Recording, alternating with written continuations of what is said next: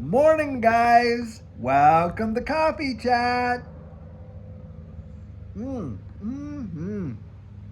Wow, that deserves another right there, don't you think? mm. Hot, hot, hot, hot, hot. Woo! It's nice to have some nice hot, get that in you, and boy, it starts the body moving, doesn't it? And that my first sips with you right there, I'll tell you what. That's how precious you guys are to me. Can you believe that I'll get up there? I am still in my jammies right now, if you want to see. And I get up, I get my coffee going and stuff like that, and I come out here, and because I value you so much, I have my first sips with you most all the time. Now, there are times that I don't, and those times I usually say, hey guys, that wasn't my first sip, but this morning those were my first sips, to be sure. Now, guys, do I have something that we need to address, and big time today? And this is what it is. Guys, I threw out a video there yesterday where we were talking about the price of XRP potentially being able to rocket to $100. And at the end of the video, I ended up showing a chart that was posted on X by, I forget who actually posted it. I think it was Crypto Assets guy. I think he made this post. Anyway, he was showing there how in 2018, the market cap, for all the various, top 10 or whatever, and XRP was at the very top, and it was $24 billion more than what Bitcoin was, and it was well over $150 billion more than what Ethereum was when they looked at the chart. And people in this space, they seem to always think that XRP had been some laggard or this and that. No, it wasn't, guys. At one point, XRP was the king of the hill. And the thing is this, a lot of people out there think, well, that could never happen today. Well, the market cap would have to be thus and such and on and on and on. And then they come out and they think, well, retail commitment, you guys, this is the deal. And I have to stress this in a big way.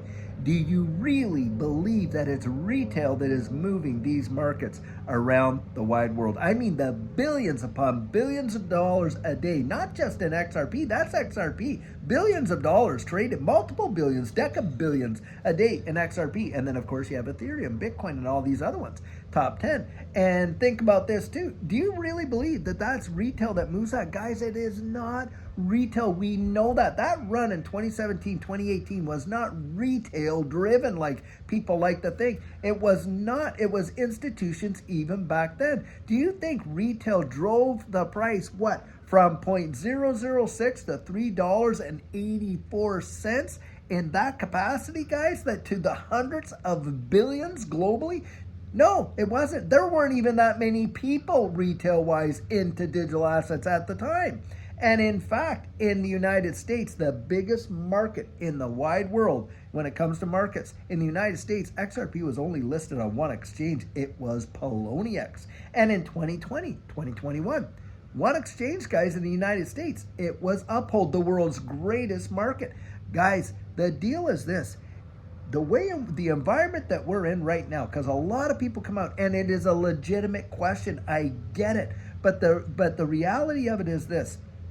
Retail usually, and well, I'll throw the question out. The question that often comes out is, well, if it's the whales and all these institutions that are buying and this and that, why doesn't the price move? And my explanation for it was, hey, listen, you got market makers out there, you got over-the-counter trading and all this stuff that goes on behind the scenes, and it's absolute manipulation. Guys, look, it's manipulation to capitulation. That is exactly how it works. Do you know that most of retail, they don't make green candles, they follow them. And furthermore, most of retail, when they get in? At the top. That's when most of them get in. Most of them get in at the top and ride it all the way to the bottom. It is institutions that have pumped this market every other time. And not only that, do you think it's crypto, that crypto operates independently of other markets? Not on your life. It is reliant on other markets. You just look at the correlation between, the equity markets and this crypto market, and you'll find out very quickly. That crypto follows these markets, inverse correlations to the DXY, just like equities. Isn't that strange? And when equities move big time, usually you're going to see digital assets move big time. S&P 500 for sure, NASDAQ for sure, on and on and on. And that's the thing, guys. Now, You want to know what one of the biggest manipulated market, talk about a Ponzi scheme 101, the dollar. The dollar. Now, why, oh why would they want to suppress things like that? Well, because guys, this is the deal. It's happened every single time. There is a psychology to these markets. And global institutions are what manipulate the prices of a lot of these assets. You want to talk manipulation? Look at the debt market, guys. That is absolute manipulation 101. They're printing the money right out of thin air. Do you think the Federal Reserve and all these other central banks dropping interest rates in an environment like we're in right now is healthy long term for the economy and for the dollars in our pockets? No, it isn't. And in fact, that's one of the biggest scams. These assets, digital assets right now, what are they measured against, guys? So what do we use to measure the value of these assets? Well, how many dollars, right? How many cents that they're at, what dollar price they're at, and all this kind of stuff. You start thinking about that and you'll start to realize that we are in a manipulation like you would not believe. And this is the deal. It all starts with these central banks and how they manipulate the value of their fiat currencies. And then, of course, they flood the market, right? Buying up debt and everything like that, and then pushing that cash into risk on assets and things like that. And yes, absolutely. Do you think the economy is driven by retail? Do you? Do you really believe that? It is not. Guys, our economies are driven by central banks, and it starts and ends with central banks because of the fiat currencies. And that is the deal. And the sooner that you wake up to that reality, and we have a bright, sharp community. The fact is, you will realize how to play the game and how to win and how to get through that mental game and stuff like that, because that's exactly what it is. It is a mental game. This space is a mental game. And you got people in the comments, and you can literally hear how uneducated and unprepared they truly are by the comments that they're making. I mean, I was sitting there trying to explain to one guy that no, retail did not move this market last go around. It did not. It was institutions that did. And yet you read the articles that they pump out even right now. Oh, this, all sentiment and on and on. Come on, guys. We know that's not the case. There's folks out there that are saying, well, for XRP to get to $100, the market cap would have to be, in the trillions. Yep, it would, wouldn't it? Do you think it can't get there? I'm going to tell you what, it can. Absolutely, it can. Will it be this cycle? I don't know. Most don't know. But the fact is, look, guys, when you're talking about these markets, you got to consider the global money supply. Do you realize in some of these, areas that we're talking about when it comes to the tokenization of real world assets, debt alone is into the hundreds of trillions. Real estate market over 360 trillion. Forget that. Derivatives into the quadrillions. These equity markets, all the stock markets worldwide, about 100 plus trillion some odd dollars or more than that. And you got Larry Fink and people talking about the tokenization of those securities. Do you know how few of these distributed ledger technologies can genuinely handle that kind of volume? XRP and the XRP ledger is one of them. And I want you to think about this too. All of the scrutiny that XRP has gone under over the last 4+ years, when it used to be king of the hill, top dog, right there. And you can look this back up. In 2018, I had a $238 billion market cap, while Bitcoin had 218, and Ethereum, it was something like 60-some billion or something like that, market cap total. And that wasn't even at the peak. XRP was king of the hill. The thing is this, when you think about with all the scrutiny that it just went through with all the, the SEC laws and all this and this and that and all that went through, do you realize it never once left the top 10 for market cap? Now, I want to point something out. If you were to go year by year, go all the way back to when we started charting these digital assets and you had the top 10, see how many stayed in the top 10 for that entire period of time. Do you know that some of them that don't even exist anymore, and other ones that are, fairly big behemoths in the space had dropped out, popped in, dropped out, popped in. There's only been XRP and Bitcoin that have stayed consistently in the top 10 for the entirety of that duration, and all the pressure on it. Now that to me is significant. And even last go around when it was down to 17.48 cents, went up to over $1.97 in just 4 months. Do you think that billions of dollars that drove that price appreciation, even with all of the pressure that was on it, do you think that was all just retail? Come on, please, guys. You have got to get to the place, as where you start to understand how this game is played, or they're going to wreck you.